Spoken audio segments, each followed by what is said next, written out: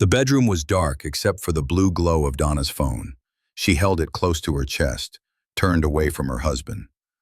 Todd lay beside her, pretending to sleep, his heart pounding. Then it happened. A notification lit up the ceiling. The phone buzzed. Donna quickly silenced it, but not before Todd saw the name flash across the screen. My everything. That wasn't his contact name in her phone. He was saved as Todd, with no emoji, no heart, nothing. Todd's world stopped spinning. 5 years of marriage, 5 years of trust, and in one moment, everything he thought he knew was about to change. Before we continue with this explosive story, I'd love to remind you to subscribe to my YouTube channel and hit that like button. Share this video with your friends and family so they can experience this incredible story. Trust me, you don't want to miss what happens next. I will also appreciate it if you comment where you are watching from. 6 months earlier, everything seemed perfect. Todd Wallace sat in his office at Thompson & Associates, staring at the calendar on his desk. December 8th. His 5th wedding anniversary was 3 weeks away. "Hey, Todd, coffee?" his colleague Mike asked, poking his head through the door. "Sure, thanks." Mike entered with 2 cups, settling into the chair across from Todd's desk. "You look stressed, man. Everything okay?" Todd rubbed his face. "It's Donna. Trouble in paradise?" "I don't know what to call it," Todd said quietly. "She's different lately. Distant." "Different how?" Todd leaned back in his chair. "Small things. She never lets me touch her phone anymore. She takes calls in another room. She stays up late texting someone." Mike sipped his coffee. "Have you asked her about it?" "Every time I try, she gets defensive, says I'm being paranoid, that I don't trust her." "Maybe you're overthinking it," Mike suggested. "Donna loves you. Everyone can see that." Todd wanted to believe him. Donna Roberts, now Donna Wallace, had been his college sweetheart. They met at UCLA during their junior year. She was studying psychology. He was in accounting. Their love story was the kind people envied. But something had changed. That evening, Todd came home to their apartment in downtown Los Angeles. The smell of pasta filled the air. Donna stood in the kitchen, her phone on the counter beside her. "Hey, babe," she called without looking up. Her fingers moved quickly across the screen. "Hey, smells good." "Carbonara, your favorite." Todd approached to kiss her cheek, but she turned her face at the last second, so his lips landed on her hair instead. She grabbed her phone and walked to the living room. "Dinner will be ready in 10 minutes, she said over her shoulder. Todd stood alone in the kitchen, the warmth of the stove not reaching the coldness settling in his chest. During dinner, Donna's phone sat face down beside her plate. It buzzed 3 times. Each time she glanced at it but didn't pick it up. "Important?" Todd asked. "Just work stuff." "At 8 p.m.? Donna's eyes flashed. "Yes, Todd. Some of us have responsibilities that don't end at 5 o'clock. "I didn't mean, can we just eat?" She stabbed her pasta with more force than necessary. They finished dinner in silence. Afterwards, Donna disappeared into the bedroom with her phone, while Todd cleaned the kitchen alone. Later that night, Todd lay in bed scrolling through his own phone when Donna emerged from the bathroom. She climbed into bed, turned away from him, and started texting. Can we talk? I'm tired, Todd. We never talk anymore." Donna sighed and put her phone face down on her chest. "What do you want to talk about?" "Us. You. What's going on with you?" "Nothing's going on." "Then why do you feel so far away?" Donna turned to face him. In the dim light, he couldn't read her expression. "I'm right here, Todd." "But you're not really here." "Not with me. You're being dramatic." "Am I? You won't let me see your phone. You're always texting someone. You barely talk to me anymore." "Oh my God," Donna sat up. "Here we go again with the phone thing. What is your obsession with my phone?" "I'm not obsessed. I just think it's strange that you guard it like it's a nuclear code." "It's called privacy, Todd. You should try respecting it." "Privacy or secrets?" Donna threw the covers off and stood. "I'm sleeping in the guest room. I can't do this tonight." Wait. but she was already gone, phone clutched in her hand. Todd lay alone in their bed, staring at the ceiling. The apartment felt too big, too empty, even with both of them in it. The next morning, Todd woke to an empty bed. He found a note on the kitchen counter. Early meeting, don't wait up tonight. Love you. Love you. Two words that used to mean everything now felt hollow. At work, Todd couldn't concentrate. He called his younger sister Rachel during lunch break. Dave, slow down, Rachel said. You're spiraling. I'm not spiraling. I'm observing. You're obsessing. There's a difference. Todd sat in his car in the parking garage. Rach, you didn't see her face when I mentioned the phone. She looked guilty. Or she looked annoyed because her husband keeps accusing her of something. I'm not accusing her of anything. I'm just saying something's wrong. Rachel was quiet for a moment. Have you considered that maybe something's wrong with you too, rather than just her? What do you mean? When's the last time you took her on a date, surprised her with flowers, did something spontaneously romantic? Todd thought about it.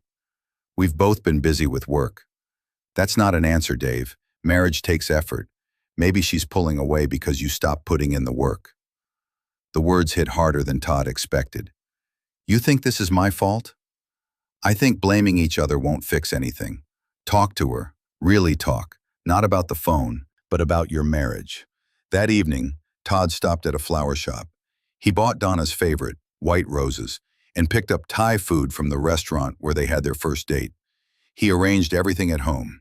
Candles on the table, soft music playing, the food laid out nicely. At 7 p.m., Donna wasn't home yet. At 8 p.m., the food was getting cold. At 9 p.m., Todd called her. It went to voicemail. At 9:30 p.m., Donna finally walked through the door. She looked surprised to see the setup. What's all this? I wanted to do something special for us, Todd said, trying to keep his voice light despite his frustration. Donna glanced at her phone. Todd, I'm exhausted. I had a really long day. You could have called. My phone died. Todd looked at the phone in her hand. The screen was bright, fully charged. Your phone looks fine to me. Donna's jaw tightened. It died earlier. I just charged it in the car. They stood there, the romantic setup between them like a monument to everything going wrong. I just wanted to spend time with you, Todd said quietly. Donna's expression softened slightly. I know, I'm sorry. Tomorrow, okay? I promise tomorrow we'll have a nice dinner. She walked past him toward the bedroom. Todd heard the door close softly. He sat alone at the table, staring at the cold Thai food and dying candles. The white roses were already starting to droop. Days turned into weeks. The distance between them grew. Todd noticed more things. Donna started going to the gym more often, sometimes twice a day. She bought new clothes, wore more makeup, and always had her phone in her hand. One Saturday morning, Todd woke to find Donna already dressed for the gym. You're up early, he said. Yoga class at 9. Since when do you do yoga? Since I decided to take better care of myself. She was defensive again. Can I come with you? It's a women-only class. Maybe we can grab breakfast after. Donna checked her phone. I have errands to run after. What errands? Just things, Todd. Why do you need a complete itinerary? I don't. I just miss spending time with my wife. Donna's face softened for just a moment. I miss you too, but I also need space to be my own person. I'm not trying to take that away. Aren't you? You question everywhere I go, everything I do, because you never tell me anything anymore. They stared at each other. The argument hung in the air between them. I have to go, Donna said finally. I'll be back this afternoon. She left before Todd could respond. He spent the morning cleaning the apartment, trying to distract himself. While vacuuming the bedroom, Donna's laptop sat open on her desk. The screen was unlocked. Todd stood there, staring at it. He had never snooked before, never felt the need to. His hand hovered over the touchpad. No, he thought. If I don't trust her, what's the point? He walked away from the laptop and continued cleaning. That night, they lay in bed again. Donna on her side, phone glowing in her hands. Todd on his back staring at the ceiling. "Em? Yeah? Are you happy?" She stopped scrolling. "What kind of question is that?" "A simple one. Are you happy with me? With us?" Donna put her phone down but didn't turn to face him. "I'm tired, Todd. Can we talk about this another time?" "When? When is a good time? You're always tired, always busy, always somewhere else. That's not fair." "Isn't it?" Todd's voice cracked. "We live in the same apartment, sleep in the same bed, but I feel like I lost you months ago." Donna finally turned to him. In the darkness, he could see tears on her cheeks. "You didn't lose me," she whispered. "Then where are you, Em? Because you're not here with me." She opened her mouth to respond but closed it again. Instead, she turned back to her phone. Todd watched the blue light play across her face. His wife, his love, his mystery. "Who are you texting?" The words came out before he could stop them. "Todd, don't. Just tell me, who is my everything in your phone?" Donna went completely still. "How do you know that name?" "I saw it. A notification." "Who is it?" Donna sat up, holding her phone to her chest. "You've been spying on me?" A notification lit up the ceiling. I couldn't help but see it. "Who is it, Donna?" She didn't answer. Instead, she got out of bed. "Where are you going?" "Away from this conversation." "Running away won't solve anything." Donna turned at the bedroom door. "Neither will your accusations, Todd. Neither will this." She gestured between them. "Whatever this has become." She left. Todd heard the guest room door close. He lay alone again, the space beside him cold and empty. His phone buzzed. A text from Rachel. "How's it going with Em?" Todd typed back, "It's not." He put his phone down and closed his eyes, but sleep wouldn't come. Somewhere in their apartment, his wife was awake too, probably texting someone named My Everything, and Todd had never felt more alone in his life. The intervention happened on a random Tuesday. Todd came home from work to find his sister Rachel and Donna's best friend Jen sitting in his living room. Donna sat between them, her face pale. "What's going on?" Todd asked, his stomach dropping. "Sit down, Dave," Rachel said gently. "I don't want to sit. What's happening? Is someone sick?" Jen spoke up. "Todd, we're worried about you two." "Worried?" Donna finally looked at him. Her eyes were red from crying. "I didn't want to do this, but they insisted." Todd sat down slowly on the chair across from them. "Someone, please, tell me what's going on." Rachel leaned forward. "Dave, when's the last time you and Donna had a real conversation? When's the last time you did something together besides argue about that phone?" "That's not fair." "It is fair," Jen interrupted. "Donna called me crying last night. Do you know what she said?" She said she feels like she's living with a stranger who only cares about controlling her. "Controlling?" Todd looked at Donna. "Is that what you think? That I'm trying to control you?" Donna wiped her eyes. "You question everything I do, where I go, who I talk to. You won't let me have any privacy. Because you're hiding something." "See," Donna said to Rachel and Jen, "this is what I'm talking about." Todd felt his world tilting. "So I'm the bad guy now? I'm the one who's wrong for noticing that my wife completely shut me out of her life?" Rachel raised her hands. "Everyone calm down. Dave, has it occurred to you that maybe Donna isn't hiding something from you, but rather hiding something for you?" Todd blinked. "What does that mean?" "It means," Jen said carefully, "that sometimes people keep secrets for good reasons. Sometimes they're planning surprises. Sometimes they're dealing with personal things they're not ready to share." "For 6 months?" Todd asked incredulously. Donna stood up suddenly. "I can't do this. I thought this would help, but it's just making everything worse." She grabbed her phone and headed for the door. "Em, wait." Todd started to follow her. Rachel caught his arm. "Let her go. Let her breathe." They listened to Donna's car start and pull away. Todd sank back into his chair, his head in his hands. "What am I supposed to do?" he asked quietly. "Stop focusing on the phone," Rachel said. "Start focusing on the marriage." "How can I when she won't let me in?" Jen moved to sit beside him. "Todd, I've known Donna since college. She loves you. Whatever's going on, it's not what you think." "How do you know what I think?" Because I see it on your face. You think she's cheating. Todd didn't deny it. She's not, Jen said firmly. I would know. She tells me everything. Then what is she hiding? Jen exchanged a look with Rachel. That's not for us to say. But you need to give her space and trust her. After they left, Todd sat alone in the apartment again. He pulled out his phone and opened his messages with Donna. I'm sorry. For everything. I love you. Please come home. He waited. An hour passed. Then 2. Finally, 3 words appeared. I love you too. But she didn't come home that night. The next morning, Todd woke on the couch. His neck ached from the awkward position. His phone showed no new messages. He called Donna. It rang once, then went to voicemail. She had declined his call. At work, Mike found him staring blankly at spreadsheets. You look terrible, man. Feel terrible, Todd admitted. Donna? Todd nodded. He told Mike about the intervention, about Rachel and Jen's words, about Donna not coming home. Mike listened quietly. When Todd finished, Mike said, Can I tell you something? About my marriage to Susan? Todd looked up. Mike and Susan had been married for 15 years. 5 years in, Mike continued, Susan started acting strange, secretive. She'd disappear for hours without explanation, refused to tell me where she was going. What was she doing? Taking classes, Mike said. Therapy classes.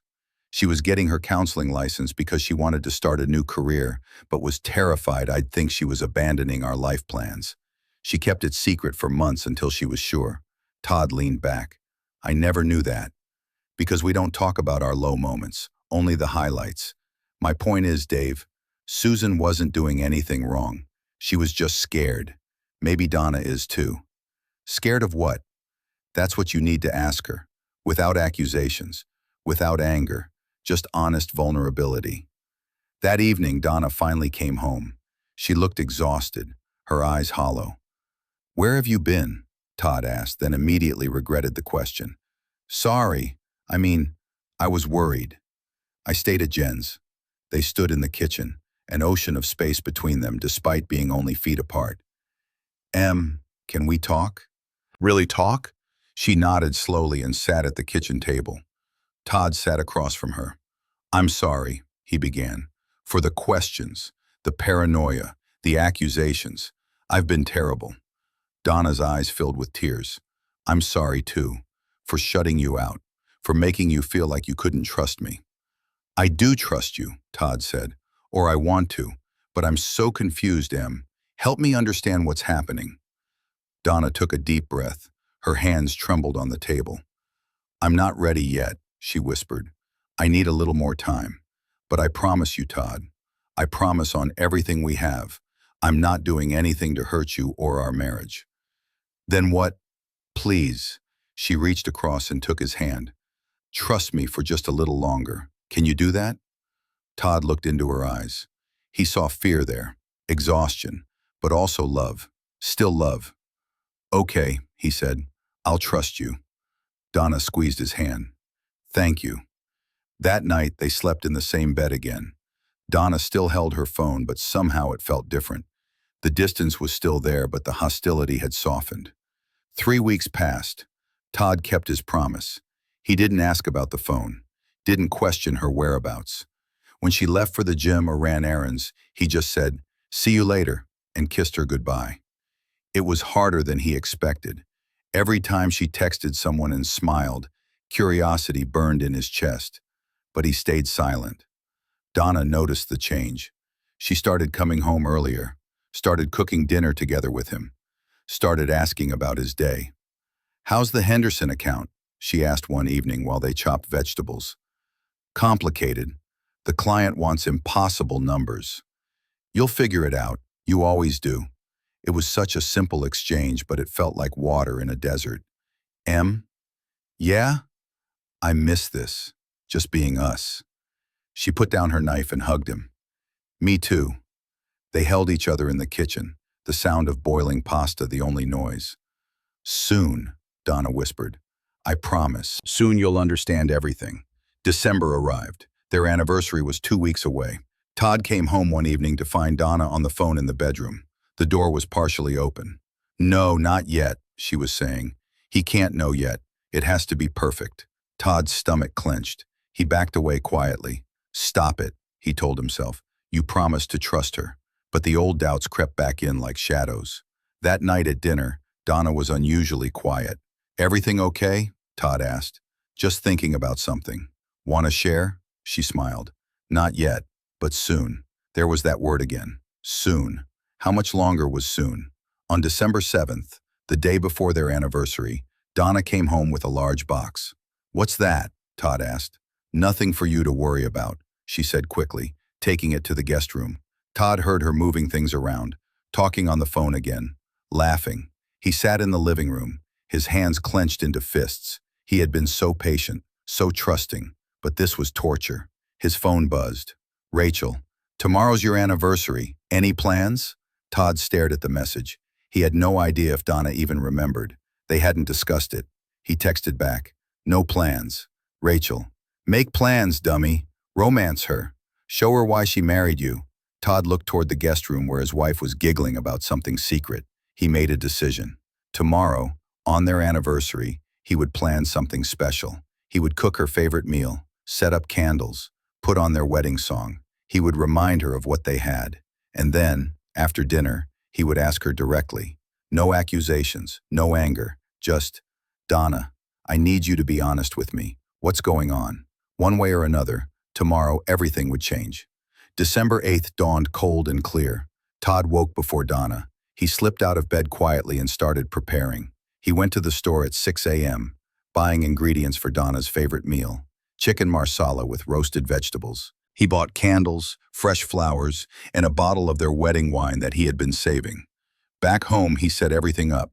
By 5 p.m., the apartment smelled amazing. The table was set perfectly. Their wedding photo sat in the center, flanked by candles. Donna came home at 5:30. She stopped in the doorway, taking in the scene. Todd! Happy anniversary, he said, suddenly nervous. Tears filled her eyes. You remembered. Of course I remembered. 5 years ago today, I married my best friend. Donna walked slowly to the table. She picked up their wedding photo, her fingers tracing their smiling faces. I thought you forgot, she whispered. Never. How could I forget the best day of my life? They ate dinner slowly, reminiscing about their wedding day. Donna laughed, remembering how Todd's mother cried through the entire ceremony. Todd recalled how Donna had tripped walking down the aisle, but turned it into a graceful curtsy. For the first time in months, they felt like themselves again. After dinner, they moved to the couch. Todd put on their wedding song. Donna curled up beside him, her head on his shoulder. Todd said softly, can I ask you something? She tensed slightly. Okay. Whatever you've been dealing with these past months, can you tell me now? Please? I've been patient. I've trusted you, but I need to know what's going on. Donna sat up. She looked at him, tears streaming down her face. You're right, she said. It's time you knew. Todd's heart pounded. This was it, the moment of truth. Donna wiped her eyes and picked up her phone. That phone that had caused so many fights. Todd, I want you to see something. She opened her photos and turned the screen toward him. What Todd saw made his breath catch. The phone screen showed a photo of a small room. Not just any room, a nursery. Pale yellow walls, a white crib, a rocking chair, stuffed animals arranged on shelves. Todd stared at the image, not understanding. Keep scrolling, Donna whispered. He swiped. More photos. Tiny clothes, baby bottles, a changing table, paint swatches, fabric samples. What is this? She took the phone back and opened her messages. The contact name, My Everything, Heart, appeared. This, Donna said, her voice shaking, is Dr. Rachel Morrison, my fertility specialist. Todd felt like he'd been punched. What? Donna started crying harder now. I've been seeing her for 8 months, ever since we decided to start trying for a baby. But we only talked about it a few months ago. No, Donna interrupted. We talked about it a year ago, remember? At your cousin's baby shower? We said maybe we should start trying. Todd remembered. It had been a casual conversation. He hadn't realized Donna took it seriously. After that, Donna continued, I started tracking everything. My cycles, my ovulation, everything. 3 months passed. Nothing happened. 6 months. Still nothing. She stood and paced the living room, phone clutched in her hand. I got scared. All my life I assumed having a baby would just happen when we wanted it to, but it wasn't happening. So I made an appointment with Dr. Morrison without telling you. Why didn't you tell me? Donna turned to face him. Because I was ashamed. All these years I thought if something was wrong, it would be with you. Never me. I'm healthy. I exercise. I don't smoke. But Dr. Morrison ran tests and found out I have PCOS, polycystic ovary syndrome. It makes getting pregnant naturally really difficult. Todd stood, trying to process this. That's not something to be ashamed of. Isn't it? She asked bitterly. Your mother talks constantly about wanting grandchildren. Your sister just announced she's pregnant. Everyone keeps asking when we're having kids, and I'm broken. You're not broken. That's what it feels like, Donna shouted, then softer. That's what it felt like. Every month taking pregnancy tests, seeing one line instead of two, feeling like I was failing at the one thing women are supposed to be able to do naturally. Todd moved toward her, but she held up a hand. Let me finish, please. He nodded. Dr. Morrison, I saved her as my everything because that's what having a baby feels like to me. Everything. She's been helping me. Medications, lifestyle changes, monitoring my cycles. She's been available 24/7 for my questions, my panic attacks, my breakdowns. Donna sat back down, exhausted. The late-night texts? That was her. Sending me encouragement, answering my questions. The gym visits? I was going to acupuncture appointments that Dr. Morrison recommended. The errands? Picking up medications and supplements. All those times I was too tired to talk? I had just gotten bad news from another failed test and couldn't find the words. Todd sank onto the couch beside her. Why didn't you tell me any of this?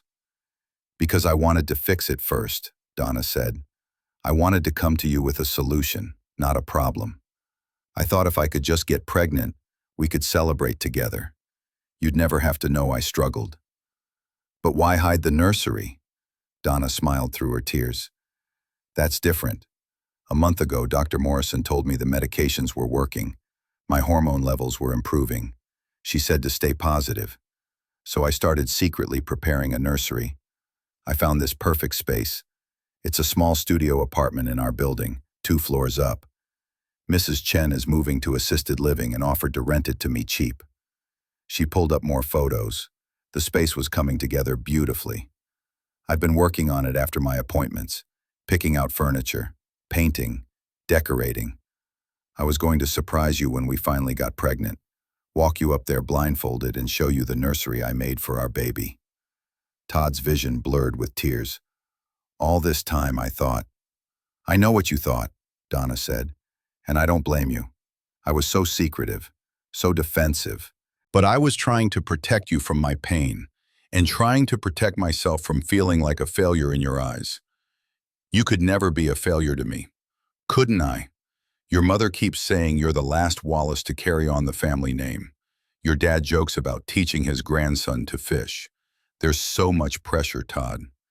And it's all on me because my body won't cooperate. Todd pulled her into his arms. She collapsed against him, sobbing. I'm so sorry, he whispered into her hair. I'm so sorry you went through this alone. I thought I was doing the right thing. No more secrets, Todd said firmly. We're a team. Whatever happens, we face it together. Donna nodded against his chest. They held each other for a long time. Outside, the city lights twinkled.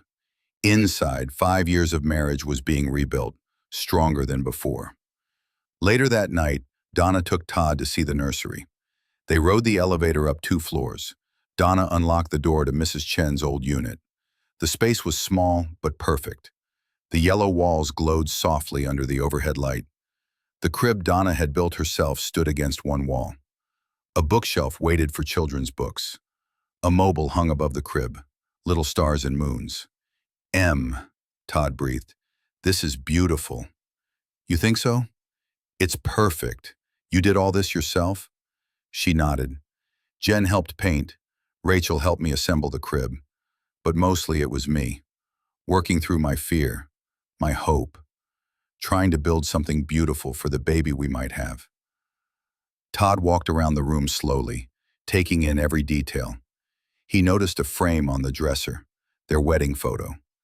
I want our baby to know where they came from, Donna explained, to know their parents loved each other enough to fight through the hard times. Todd turned to her. Have we been through the hard times now? Donna smiled sadly. I don't know. Dr. Morrison says with PCOS it might take years. It might never happen naturally. We might need IVF. We might need to consider adoption. Or we might wake up tomorrow and find out I'm pregnant. There's no way to know. Whatever happens, Todd said, taking her hands, we decide together. No more going through this alone. No more secrets? No more secrets. Donna looked around the nursery. I have one more thing to show you. She pulled out her phone and opened the Notes app. A list appeared. Baby names? Todd asked. Names I liked. I was too scared to tell you in case we never needed them. But here they are. Todd read through the list. Sophia, James, Isabella, Lucas. Each name had a little note beside it explaining why Donna liked it. These are perfect, he said, though I have some suggestions. Donna laughed, a real, genuine laugh. Yeah? Yeah. Can I add to the list? Our list, Donna corrected. It's our list now. They sat on the floor of the empty nursery, passing the phone back and forth, adding names and laughing at some of Todd's more creative suggestions. We are not naming our child Optimus Prime, Donna said. Why not? It's a strong name. It's a transformer. They laughed until their sides hurt, until the pain of the past months faded into something lighter. 1 month later, Todd came home to find Donna standing in their kitchen, something small in her hand. Em? She turned. Tears streamed down her face. Todd's heart stopped. What's wrong? Donna held up the small object, a pregnancy test, with 2 lines. We're pregnant, she whispered. Todd crossed the room in 2 strides, pulling her into his arms. They cried together, laughing and sobbing at the same time. Are you sure? He asked. Dr. Morrison confirmed it this morning. I'm 6 weeks along. 6 weeks? Why didn't you tell me sooner? Donna looked up at him. Because I wanted to be sure. After everything, I needed to be absolutely certain before I got your hopes up. Todd cupped her face. My hopes are always up when it comes to you. Pregnant or not, you're my everything. We're having a baby, Donna said again, as if she couldn't quite believe it. We're having a baby, Todd repeated, grinning. That evening, they walked up to the nursery together. The space that Donna had prepared in secret was finally going to be used. Think we should repaint? Donna asked. I chose yellow because I didn't know if it was a boy or girl. Yellow is perfect, Todd said. Sunshine for our sunshine. Donna leaned against him. I was so scared. For so long I thought this would never happen. But it did. You made it happen. Your strength, your determination, your hope. You built this, Em. Not just the nursery, but the possibility. We built it, Donna corrected. When you trusted me, when you stopped pushing and started waiting, when you showed up with flowers and dinner even though I was terrible to you. You built this too. 6 months later, Todd sat in a hospital room at 3 a.m. Donna slept fitfully in the bed beside him, her belly huge with their baby. His phone buzzed. Rachel, how's she doing? Todd typed back. Contractions every 10 minutes, getting closer. Rachel, you're going to be a dad soon. How do you feel? Todd looked at his sleeping wife, at the woman who had fought so hard for this moment. The woman who had carried secrets not to hurt him, but to protect them both from disappointment. He typed, terrified, grateful, more in love than I knew was possible. Donna stirred. Todd? I'm here, babe. It's time, she said, her face contorting with pain. This is really happening. Todd pressed the call button. Within seconds, nurses flooded the room. 12 hours later, at 3:47 p.m. on a sunny Thursday afternoon, Sophia Grace Wallace entered the world. 6 pounds, 4 ounces. Perfect. Todd held his daughter for the first time and understood why Donna had called Dr. Morrison my everything. This tiny human was everything. Every sleepless night, every argument, every moment of doubt. It all led here. She has your eyes, Donna said weakly from the bed. She has your strength, Todd replied, tears streaming down his face. Donna's phone buzzed on the side table. Todd picked it up. A message from Dr. Morrison. Congratulations. I knew you could do it. Todd smiled and typed back. Thank you for never giving up on us. 3 months later, Todd sat in their living room at 2 a.m., Sophia asleep on his chest. Donna was finally getting a few hours of rest in their bedroom. His mind wandered back to that night 6 months ago, the night he saw the notification. My everything, heart. The night his world almost shattered. He thought about all the assumptions he'd made, all the worst-case scenarios his mind created, how close he came to destroying everything because he couldn't trust, couldn't wait, couldn't believe in the woman he married.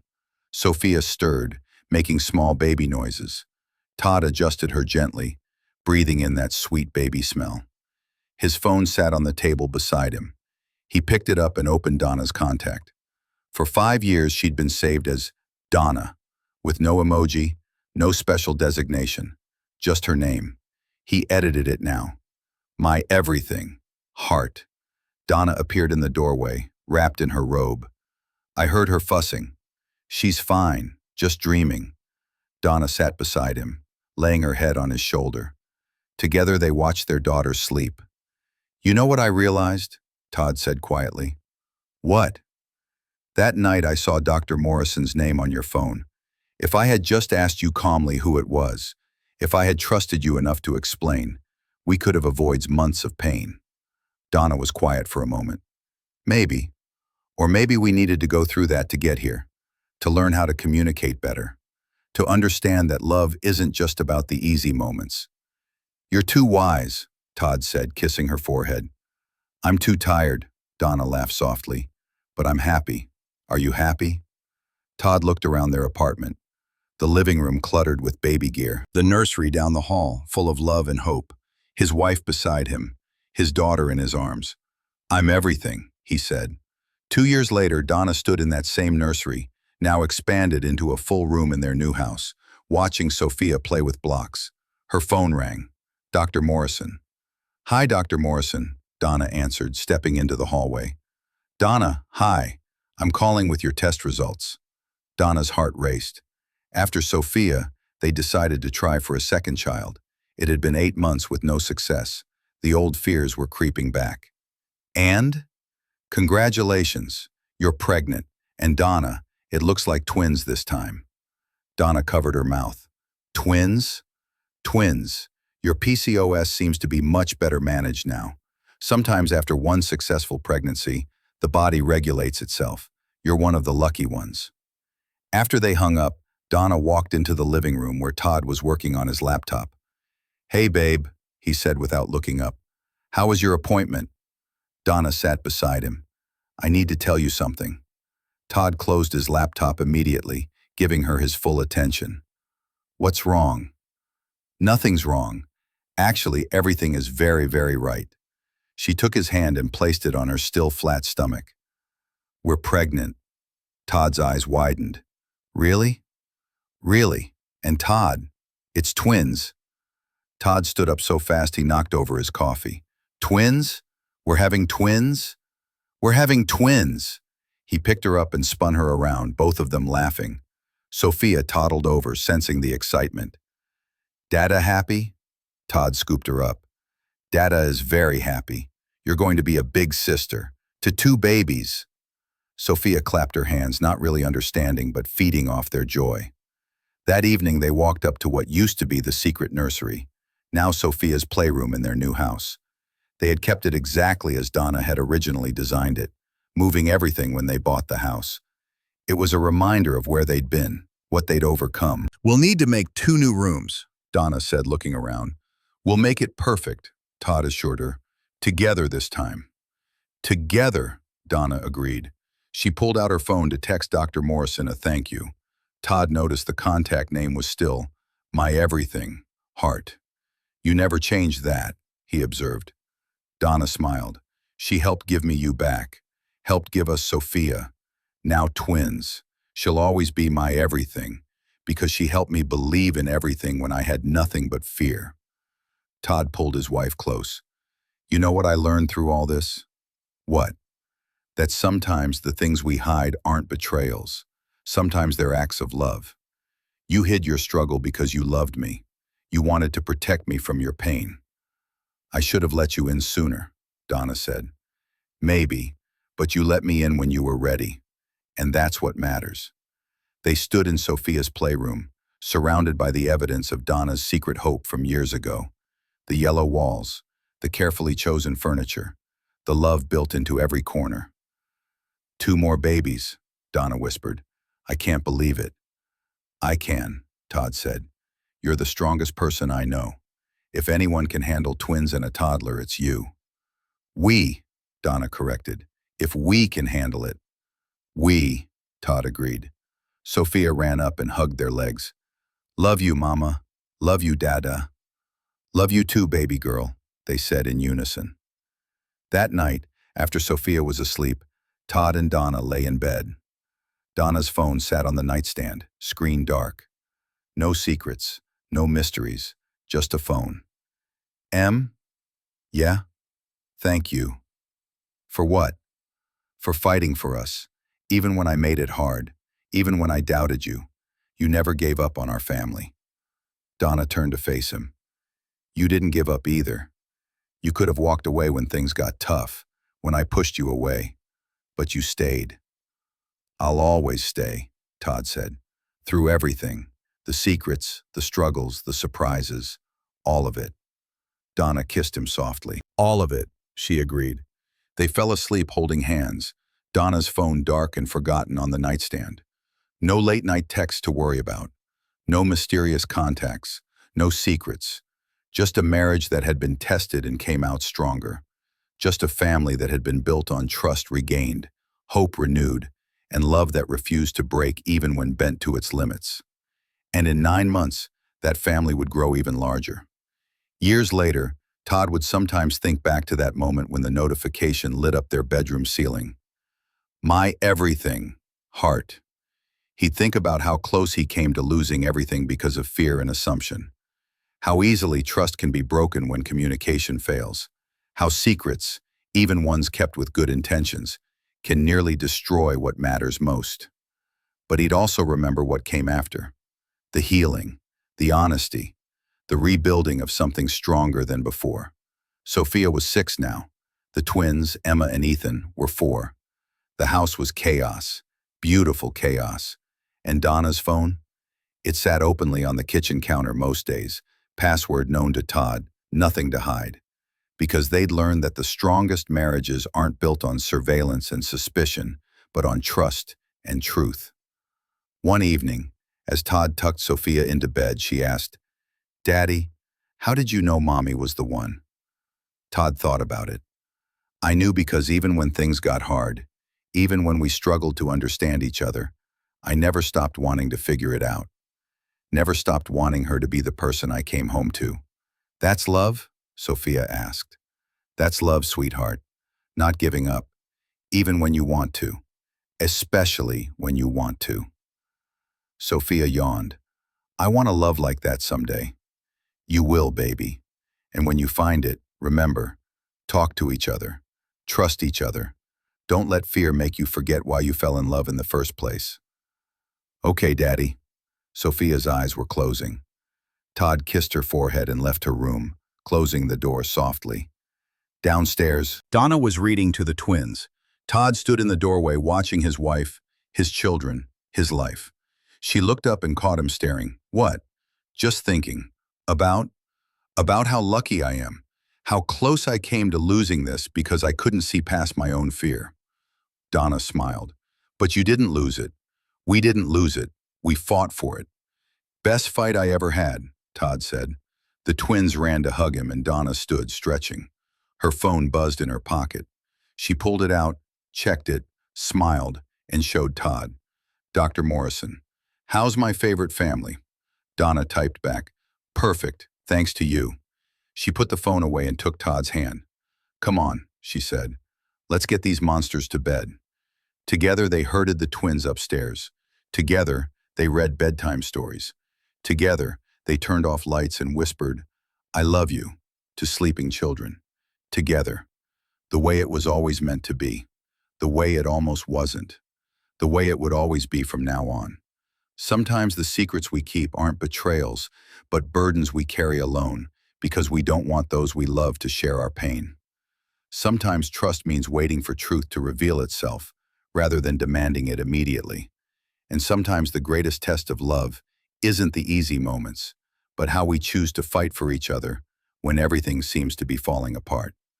If this story touched your heart, please give us a thumbs up and share it with someone who needs to hear this message. Subscribe to the channel so you never miss our stories of hope, healing, and second chances. And in the comments, let us know, what would you have done in Todd's situation? Could you have trusted and waited? We'd love to hear from you. Thanks for watching, and remember, the strongest relationships aren't those that never break, but those that break and choose to rebuild together.